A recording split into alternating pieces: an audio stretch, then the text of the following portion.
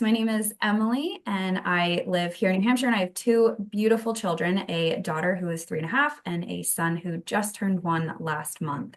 So I have two actually very different birth stories. And the punchline of those birth stories is my daughter's birth was a absolutely magnificent and fantastic unintended hospital birth. And my son was an absolutely magnificent and fantastic unintended free birth. So very, very different birth stories. But the one that I absolutely love to share the most is my daughter's. I became pregnant with my daughter in 2022.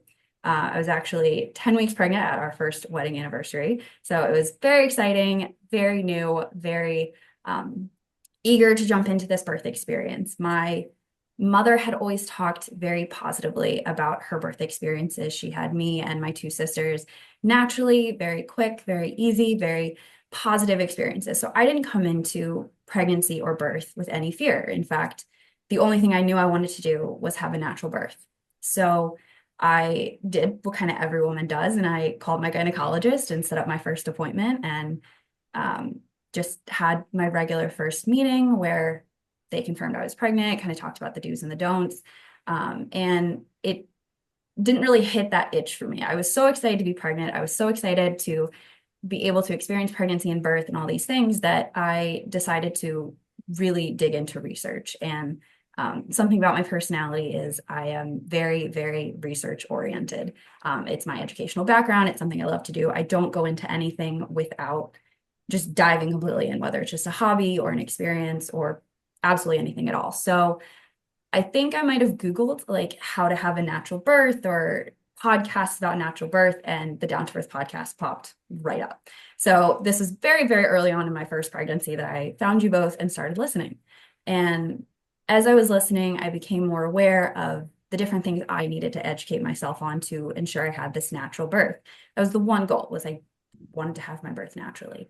And as I started learning all of the different facets to this medicalized world that we were living in around birth, I realized that I wanted to make sure I could be my own advocate in these settings. My mother had given birth in a hospital all 3 times, so there wasn't a fear of a hospital birth. But as I started going down that path of understanding hospital policy and all these other things that can really impact your birth experience, I realized I didn't think that was the path I wanted to go down. So I started looking into birth centers. And to my husband's credit, he was incredibly open. He pretty much told me, I know you're not going to do anything that's unsafe for you or the baby, so I'm here to support you in whatever that looks like. So around the end of my first trimester, I had another appointment with my OBs, and they rotate you through OBs in the gynecologist's office so you can kind of meet everyone because you never know who you're going to get, right? And I feel very lucky that I ended up with this particular OB because I've been, again, talking to her about my birth wishes and my birth plan. Very simple things. I wanted to delay cord clamping because I was anemic when I was born. So I wanted to make sure all those nice, good red blood cells went to my baby. I wanted uninterrupted skin to skin when they were first born. I wanted to be able to have not continuous monitoring. I didn't want to be on IV. Very simple asks.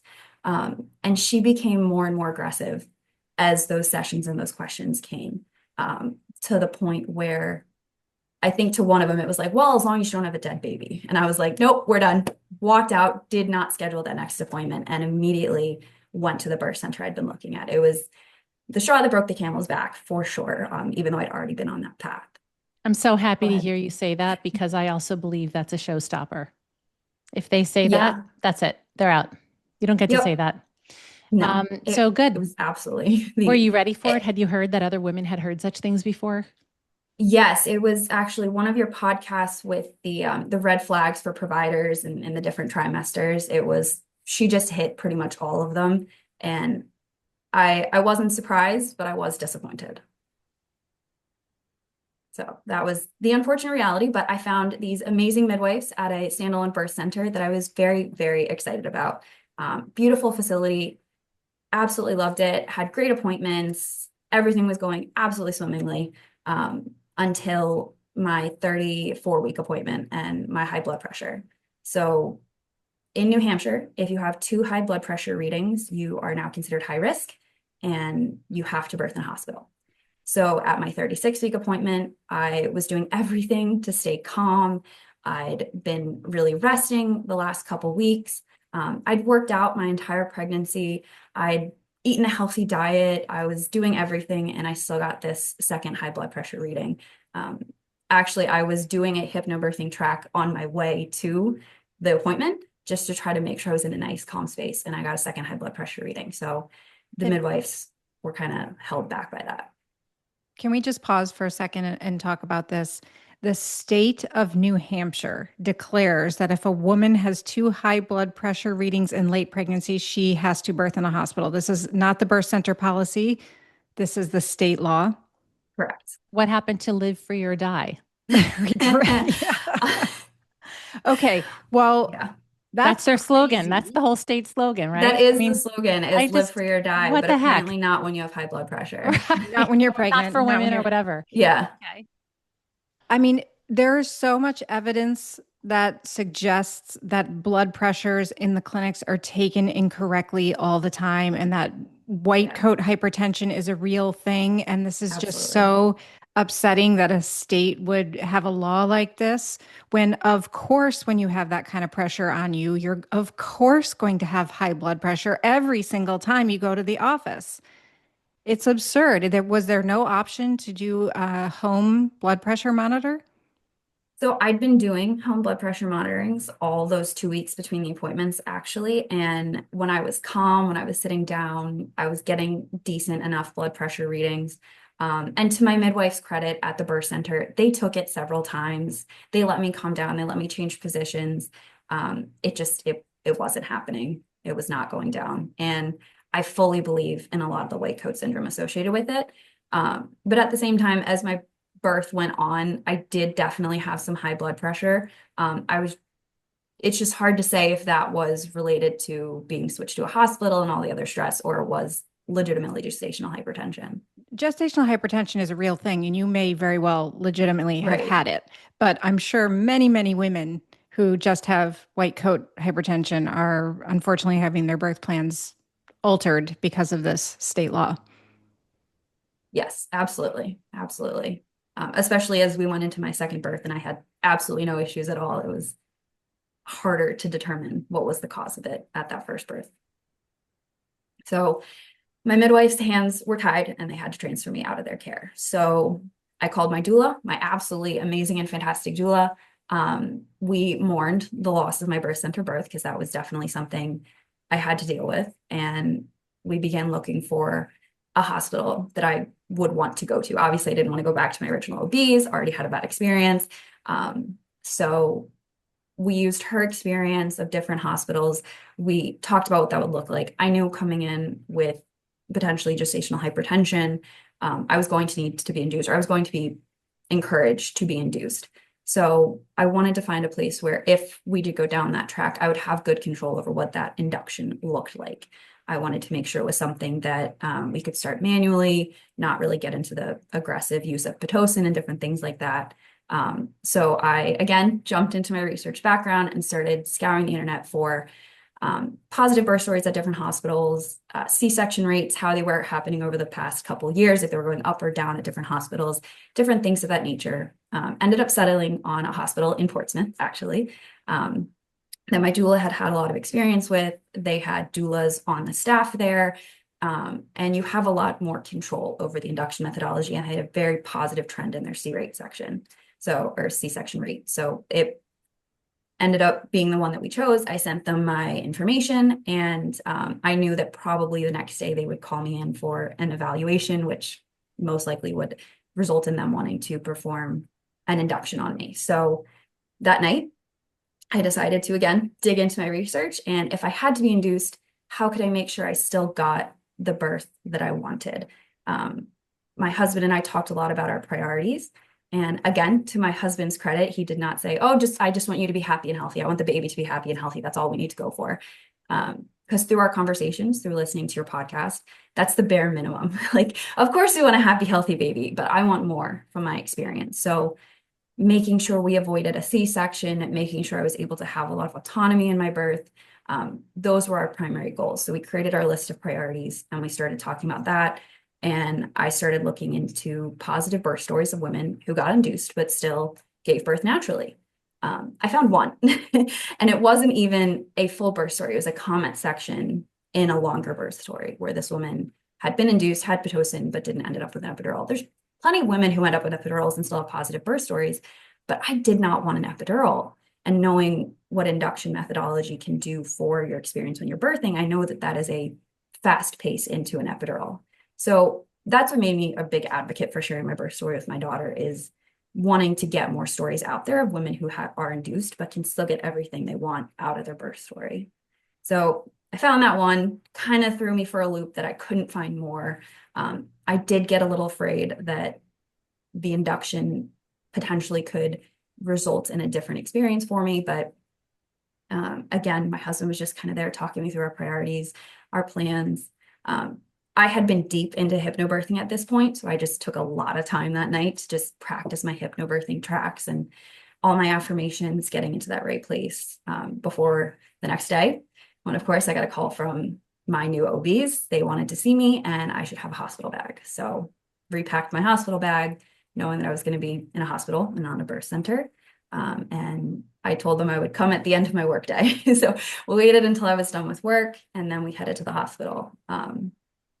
And yep, as soon as they saw me and evaluated me, they wanted me to be induced. So again, to the credit of my OBs, actually, we had a full conversation. It lasted at least an hour and a half. Should we do it now? Should we wait? I knew it's better for the baby to wait till at least 39 weeks. If you do have gestational hypertension, better for me if you wait to 38 weeks. I was just shy of 37 weeks at this point. So I didn't necessarily want to get induced that early, but I also knew that the readings I was starting to get were very high. I think it was, yeah, the bottom number was 100 and the top number I think was like 190, Oh, yeah. 160, something like that. It was very, very high. So That sounds concerning. There's a big yeah, difference they between weren't gonna let me 190 and leave. there's a big difference between 190 and 160 though. I Yes. think it was legitimately 190 over 100. Like Wow. it was like a very high reading. They weren't going to let me leave the hospital. So if anything, I was going to have to stay on bed rest and be monitored for an extended period of time. And given that I was having such high blood pressure readings, the OBs left and my husband and I were talking, and I didn't want to end up in a situation where they wouldn't let me give birth naturally at all, where essentially they would say, you're too high risk, your blood pressure is too high, we're going straight to a C-section. Or if I did end up getting induced later, that they would be thinking C-section way too early on in the process. So as long as I could do it manually, I agreed to start getting induced. So we did the Cervidil, which is that night, and I just slept with the Cervidil in, and then we took it out. And then we did the Foley balloon in the morning. So no Pitocin yet, we were just doing the Foley balloon. And when they did the Foley balloon, they checked me. I was already 2 centimeters. So my body was starting to go down the path. I'd started having symptoms, I guess you could say, signs that I was going to go into labor. I had a lot of Braxton Hicks. I could tell my body was getting into it. So I kind of trusted that and thought we could just start to see if we could push it manually into labor. As soon as the Foley balloon was put in, as soon as I had that pressure on my cervix, contractions. So my body very much kicked in, which made me feel good that I was listening to my body, that we were close enough to labor. In fact, my son was actually born at 38 weeks in one day. No one in my family, no women go past 38 weeks really. So at the 37-week mark, I felt comfortable enough that I was probably going to go into labor soon anyway. And this way I could have more control over avoiding that C-section, right? With understanding my blood pressure was in fact quite high. I did make a point with my OB to confirm that they were not concerned about preeclampsia, that I just had high blood pressure. There were no signs of preeclampsia, and I wanted everyone to understand that. So that was another big piece of advocating for myself in this story, was we were just talking about high blood pressure, nothing else, because I know that that's just such a slippery slope. So Foley balloon in, contractions start to kick up, which is great. My husband's job this entire day, this entire process, was to give a copy of my birth plan to every single person that walked into my room, every single new person, knowing that I was in this setting I'd never been in before, these people I'd never had any contact with before, besides my doula. Everyone needed to understand what my birth plan was. And anything on my birth plan that was a do not was bolded and underlined and highlighted. Do not break my waters. Do not do a cervical check without my permission. Do not do an episiotomy. All of these big do nots were on there. I want to be able to eat. I want to be able to walk around. I don't want to be attached to a monitor. All of these things that I wanted were very clearly listed out. And my husband gave a copy to every single person who walked in that room. So he actually handed a paper copy to every single person who walked in the room. How Every many single how many person. copies did you take with you to the hospital? Oh, I had 2 dozen. Ah, I was going to be prepared. perfect. Just the Perfect. fact That's that great. any woman should need 2 dozen copies says It's so much. Like, how many strangers can potentially walk into this birth scene? Um, Emily, what was their response when he handed it to them? Were they respectful? Did they stop walking in their tracks and read it for a moment? Did they acknowledge it? Did they say, okay, got it? Or did they basically like say, thanks, grab it and put it aside the way people do with flyers that they don't want? Most stopped and read it, which I was very pleased to see. The OBGYN who started the next morning, not the OB that admitted me, but the new one, because obviously it changed over. That's why I wanted so many copies. She had as close to midwife energy as I think an OB could possibly have. So she read through that whole thing with me. We talked through all of it. Every nurse that came through sat and read it with me, at least while I was aware. Once I got my hypnobirthing in, then my husband was just on his own with those birth stories or with birth plan handing it out. But I was impressed that I felt very respected in my wishes and that everyone was acknowledging them. That was I good. do think that it happens that when we conduct ourselves with self-respect, that people are sort of they're going to respond in kind. And when women are too apologetic, or Yeah, oh, sorry, could you please take this? Oh, sorry, I wrote down my. They're more likely to receive a response that isn't very respectful. But if it's kind of gently assertive, like, oh, here's my birth plan, please give it a read, they're more likely to do so. It's not, absolutely. we can't always help how people will respond. I brought it up with my own obstetrician. I'm perfectly assertive, I would say, not terribly at the time, but still, she was pretty disrespectful. It's not to say it's foolproof, but I think when women do this, they need not be apologetic. So, women start a lot of sentences with sorry. They don't even know why they're saying it, you know. But I think that women need to just be just plainly matter of fact about it. Oh, here's my birth plan. Oh, here, please take my birth plan. well, also of note, Emily, you really did your research in picking a hospital that was clearly had a lot of green flags. They were Yeah. very doula supportive. You investigated their C-section rate. These are things that many women go into a hospital birth without ever thinking about. I think it's not very common for a woman to look at the C-section rate of a hospital or let alone the trend in the C-section rate. So you set yourself up for a good response and you were very well prepared. Absolutely. And I think that's a big part of this story, right? Is not only setting myself up, but then advocating for myself, being confident in the knowledge that I had, the understanding that I had, my relationship with my own body and being prepared for what was coming. Those things made a difference. And I think you're absolutely right, Cynthia, is coming into it, not necessarily forcing a conversation, but making it a conversation with my providers that I have this knowledge, I have this experience, I have this wish. Let's partner it with you as the provider in this setting and work on this together because now you're part of my birth story and I want that to be a positive part. So birth plan was given to absolutely everyone. And they were respectful of it. They very much were respectful of it. And I think that was a key piece to this is understanding that they knew what I wanted. So when the contractions started, they were very random, very intermittent, like not consistent at all. So I agreed to a very small dose of Pitocin to help try to even it out and keep things moving. Very small. I forget how it's measured, but it was like two what units of Units. however it's measured. Yeah, it was two. And that did it. That definitely like kicked everything up. The Foley balloon was removed a short time later. But it definitely kicked everything up, right? Immediately my contractions were full-blown labor. And having gone through the birth of my second, where you get this nice like ease up of contractions like becoming more consistent and becoming stronger and becoming longer, I can absolutely see how getting induced leads to other interventions because it is if natural birth and spontaneous labor is like you're starting to ease into a run. Like you kind of just start walking and then you just start running a little bit, and now you've gotten to a flow and your breath is moving. Induction is like stepping onto a treadmill that's already at level 8. It's all of a sudden you're just expected to run. And that was tough mentally. And I felt myself slip a little bit in that moment of, how am I going to do this? This is incredibly, this is a lot all of a sudden at once, right? And my husband looked at me and said, put on your HypnoBirthing. Like, this is what that is for. Get into your space. And again, to his credit, that was exactly what I needed. My doula also saw that I was starting to tense up. It was a lot of that fear feedback loop coming in. So she had another doula on site who she knew was a masseuse come and give me a hand and a neck massage to relax me. So getting into my hypnobirthing tracks, doing that massage just relaxed me completely, and I ended up falling asleep for the next 6 hours. So my doula moved me every 30 minutes, but I was asleep for most of my early labor.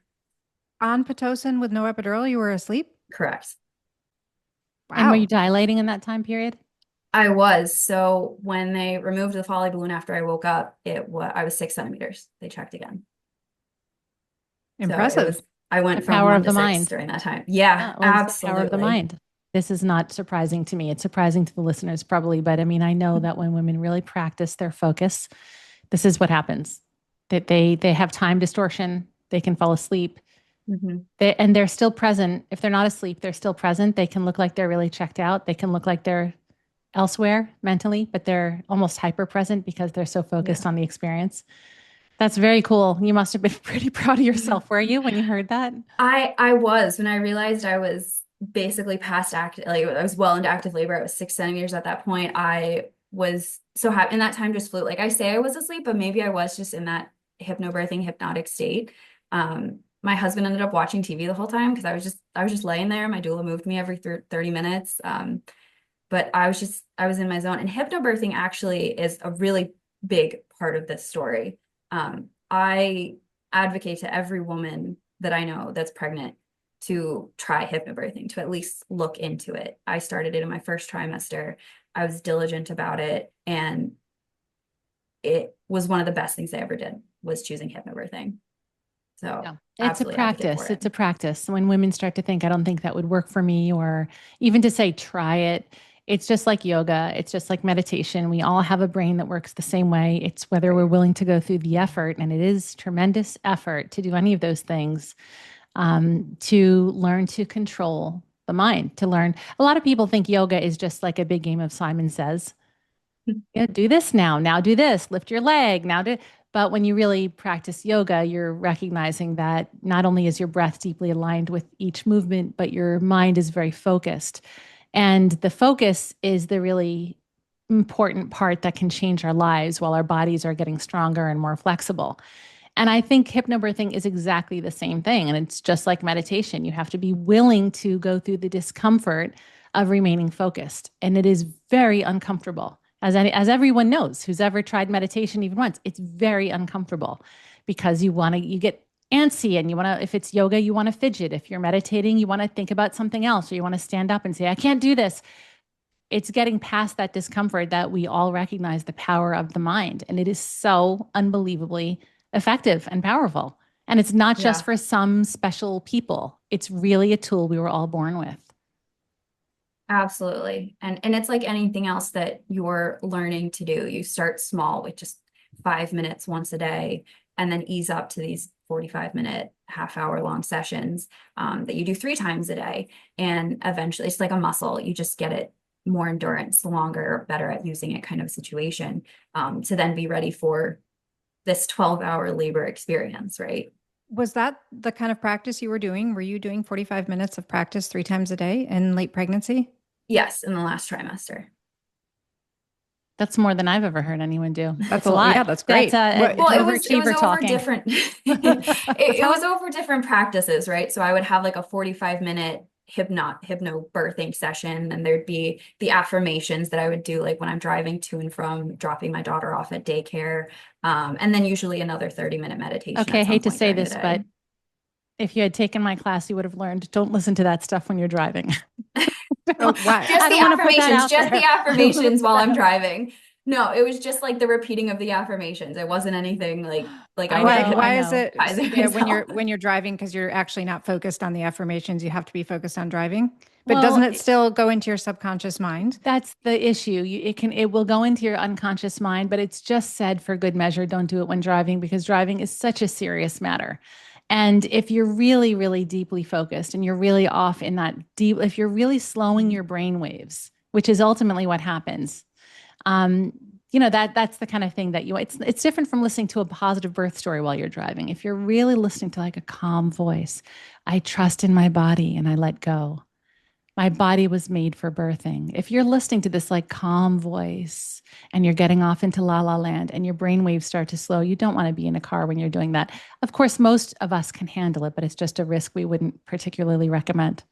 Basically, Also, this the same reason you wouldn't meditate and drive at the same oh, time. that's impossible, of course. And the other thing about the affirmations is, as Emily would be the first to probably tell you at this point, we get very deeply conditioned. So wherever you do your practice, if you lie down on your favorite couch listening to your affirmations or your hypnosis, or you're lying on your bed, or you're sitting tall on a chair in your house, or if you're listening to classical music in the background, or what I like, Steve Halpern's chakra suite in the background, whatever you're, if there's a scent in the house or you have essential oils going or anything like that, a fire going in your fireplace, anything that is happening around you when you're conditioning the brain to relaxing and having slower brain waves is going to anchor itself to everything else.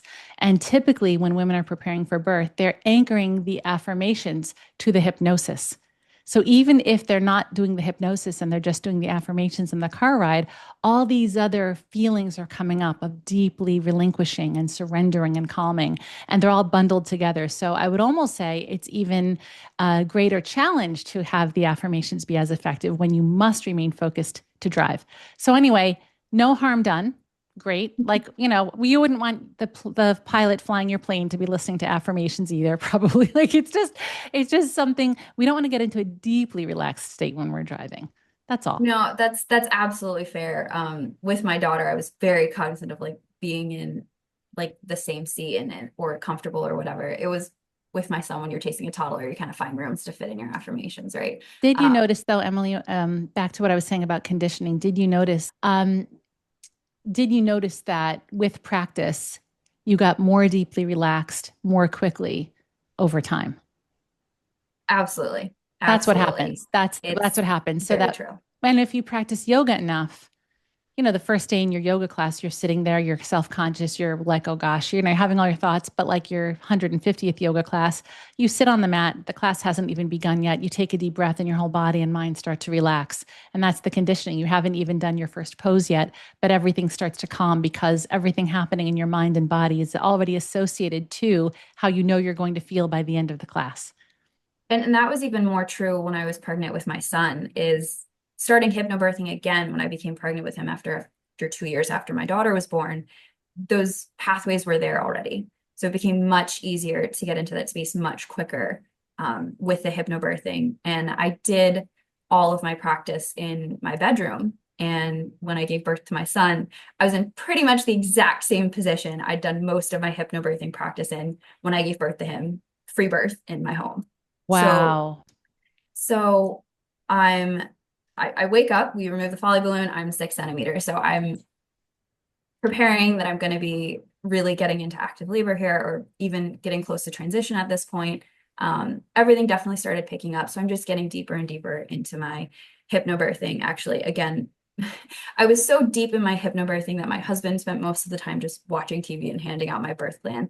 I was just in my space, in my zone. I was just kind of on all fours on the back of the bed at this point. You were so deeply relaxed that you didn't resent that he was just sitting back watching TV then? I didn't even know. He told me later. You I didn't had even no notice? idea what he was doing. I didn't know what he was That is doing at all. amazing. I Yeah, hope you take didn't up a even meditation notice. practice after this because Oh, absolutely. it's really, really Definitely. great to hear this. Okay. What happened Yeah, next? so I was so deep in my zone, I had no idea what was going on around me. I'm just kind of going through my surges, working through it all. Um, and just I was so deep in my zone, I didn't even notice when the doctor would come in and out. She would come and check on me, and never once was the idea of a C-section ever mentioned, because I was so deep into my hypnobirthing practice that whenever I had a contraction, my blood pressure and heart rate went down. So I would get so smooth in my breathing. Everything would slow down so deeply that the baby was never at risk. My daughter was never in any danger, because when these contractions happen, my blood pressure, heart rate, all of it went down. So the only concern was me in between the contractions, and my blood pressure was continuing to rise.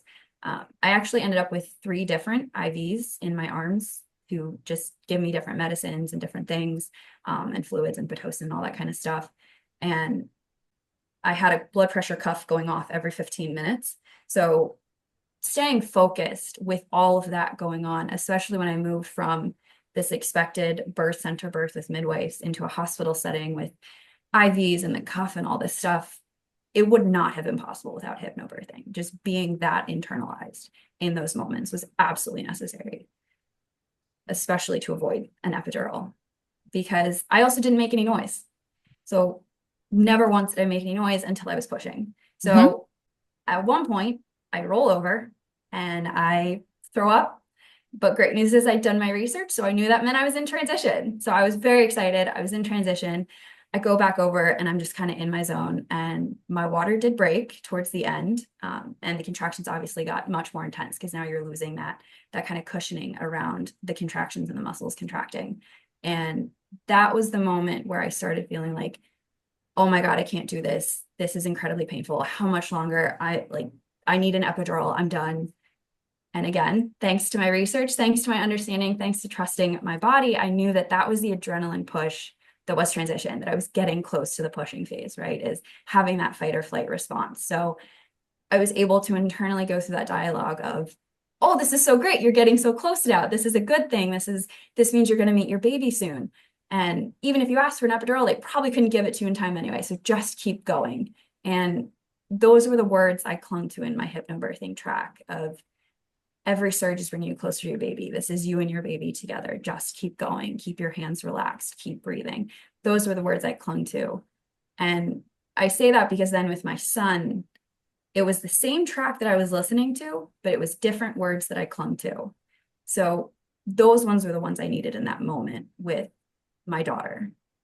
So I'm doing my hypnobirthing. And actually, ironically, at one point, I came out of it just enough to hear some nurses next to me talking about how impressed they were that I'd been in this situation where 2 days earlier I'd planned to give birth at a birth center, and all of a sudden now I'm in a hospital with IVs and all these other things, and I'm still just quietly going through my surges and just relaxing and working through it and moving as I need to, and just processing my labor. And they were so impressed. So hearing that little bit from the nurses actually did a lot to re-energize me too in that last little push. So again, I had a great group of people around me. And then the fetal ejection reflex kicks in.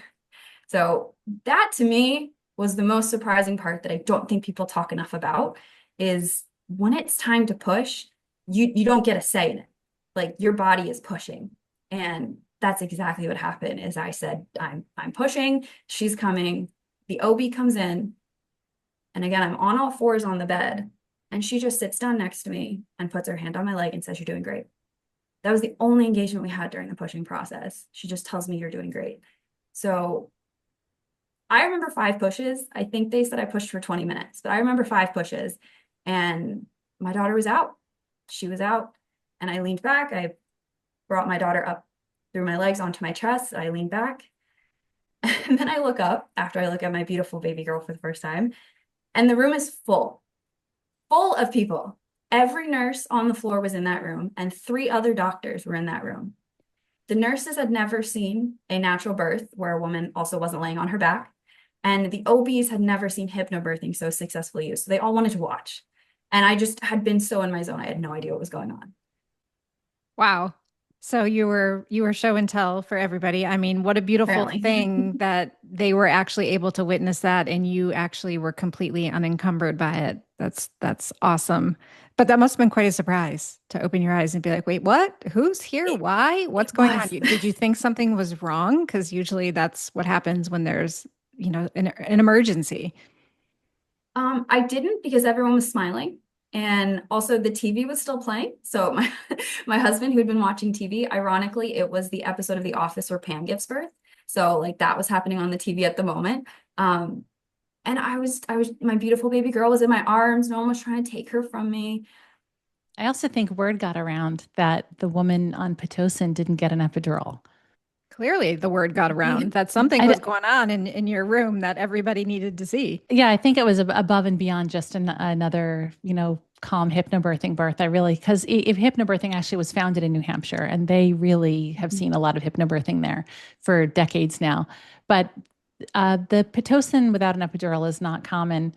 But every time I hear stories like that, where they're just running in to watch, and I have heard so many stories like that from my own client base and my own clients I feel a little guilty we didn't have more of them on the podcast, Emily, because you were looking so much for birth stories. But the first 11 out of 12 clients of mine who needed an induction, usually because of preeclampsia, the first 11 out of 12 didn't get an epidural. So it takes that mental work, and it was very smart of you to ask for the smallest dose of Pitocin possible and trusting your body would work with it and envisioning it.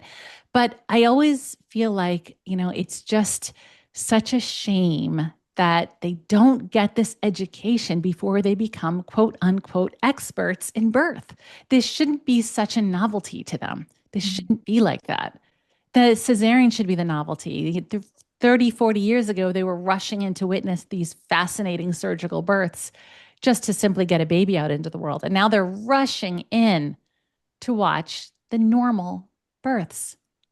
Yeah, it's so great to hear that my birth story is not totally abnormal. There are women who get Pitocin and don't have to have an epidural or don't require an epidural. And I wish I'd heard more of them, which is why I'm such an advocate, because unfortunately, the rate of induction, the rate of C-section, all these things are continuing to go up still. And it should be the norm. The trick is one, your hypnobirthing and your mental preparedness. That was obviously very important, but really knowing to keep the Pitocin low and slow, or even turn it off.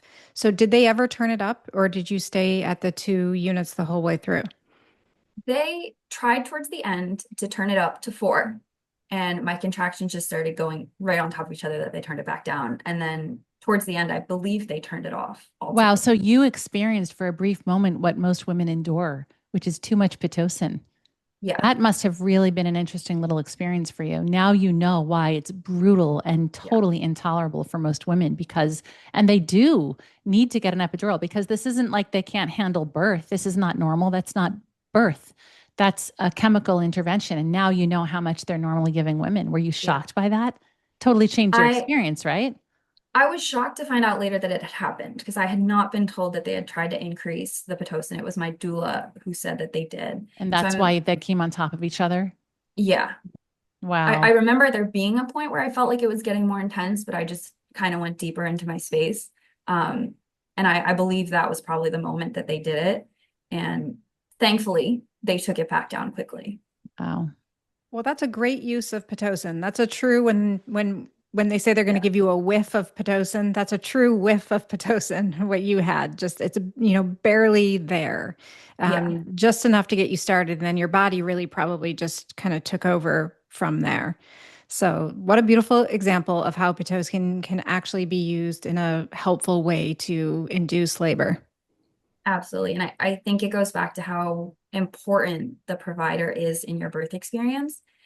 She was so into letting my body do what it needed to do, letting me do what I needed to do, that she was not quick hair trigger on the Pitocin. She waited to add it in until after the Foley balloon had already started contractions. She brought it back down quickly, because obviously she's the one controlling the Pitocin levels. So I feel very blessed that I ended up having the provider that day that was so in line with my expectations. How long in total was your labor from the time you got the Foley balloon? From the Foley balloon, it was 12 hours. So it was about 9 a.m. to 9 p.m. It was pretty quick, actually, for my first. But you yourself requested the lighter dose of Pitocin, didn't you? Yes. So you're giving them a lot of credit, and they deserve some credit, but I really think you changed your whole birth plan and possibly your birth outcome because you took that step. And I always tell my own clients in my class, if you do need to be induced for a medical reason, first ask them, based on my body weight, how much Pitocin do you plan on giving me, and then negotiate that you're going to start with less and tell them you believe you can work with it. First, get them to state the amount, because if you just say, can you just go easy on me? Can you just give me less? They'll be like, sure, sure. But when you quantify it and you find out how much they are planning to give you and you say, look, I want to start with less. They can't do more without your consent. Be sure to say, don't give me more without speaking with me. I think that's really where you changed your birth outcome. I do. It's really important to inquire about the hospital policy. Even though policy is not law, we naturally tend to fall to the hospital policy.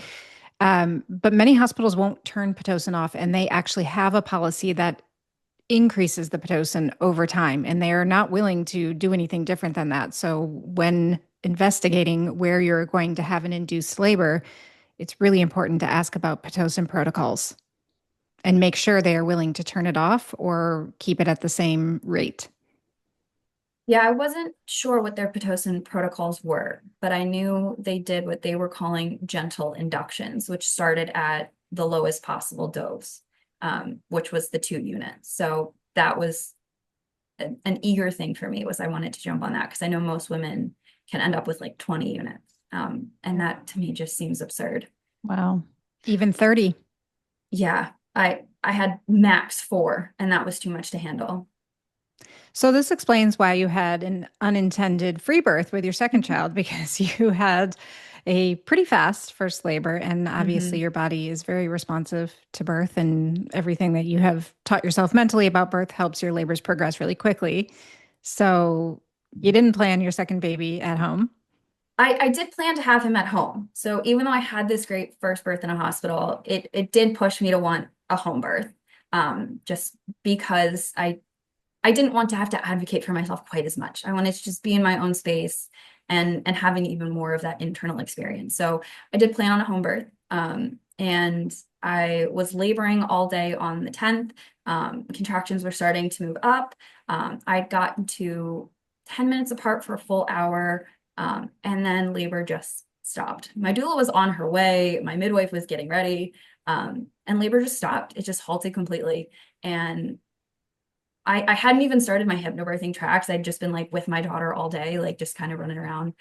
So my midwife's like, oh, it'll kick up after she goes to sleep and all that kind of good stuff. But it didn't. So I ended up just eating half of watermelon and going to bed, because my husband was like, let's just go to sleep. Like if it starts again, it starts again. Let's just go to sleep. I ended up going from contractions being a half hour apart, waking me up at 10:30, 11, and then 12, to my son was born at 1:02 a.m. So I finally got out of bed around midnight from that last contraction. They were still a half hour apart, but they were like really intense. So I ended up texting my midwife and my doula like, hey, I think you should come. They're still pretty far apart, but you should probably get here. That was around 12:30. And I finally woke my husband up. He was awake for all of 20 minutes before I told him he needed to text my midwife that the baby was coming. He never got the text off. 3 pushes later, my son was out. Unbelievable. Yeah. Did you feel the pushing very intensely? Did you realize you were in the pushing stage? Because that's the norm, as it was in your first birth. But for some women, the baby just kind of slips out and even they're surprised. Were you sure that that stage was beginning? Yeah, so all of a sudden, my contractions were on top of each other. Like there was no space between them. I did 3 contractions 5 minutes apart, and then all of a sudden they were on top. And I had my husband come over, and I'm like, I can't get this text off. Text the midwife. She needs to send the backup. She's closer. Like baby's coming. He comes and sits next to me, and I'm like, wait, I'm pushing. Like full fetal ejection reflex. I just felt I was pushing. Thankfully, I had the wherewithal to get a towel underneath me while I'd been laboring earlier in the night, about 20 minutes earlier, because then the next push, my water broke, and I was like, babe, you got to get my shorts off. I hadn't even undressed yet. And we got them as far as my ankles before he was out in that 3rd push. Wow. And then when did your midwives get there? 20 minutes later. So my placenta had already come out on its own. I'd remembered to I was sitting up at the end of the bed at that point, so I was leaning a bit against the back of the bed. I saw my placenta had just come out, so I kind of moved it to make sure we didn't end up with blood pooling behind it. That would look bad. And I was just sitting there with my baby when the midwife showed up. Beautiful. But like I said, I was listening to that same hypnobirthing track that I'd listened to when I gave birth to my daughter. And the words that I clung to when I was giving birth to my son were, your body was made for this. Surrender into it. Trust your body. The words, I don't even remember it saying the first time, but those were the words I needed because I knew what was happening. Was the baby was coming and the midwife wasn't going to make it. And people ask me if I was scared. And I always tell them if I was scared, it wouldn't happen that way.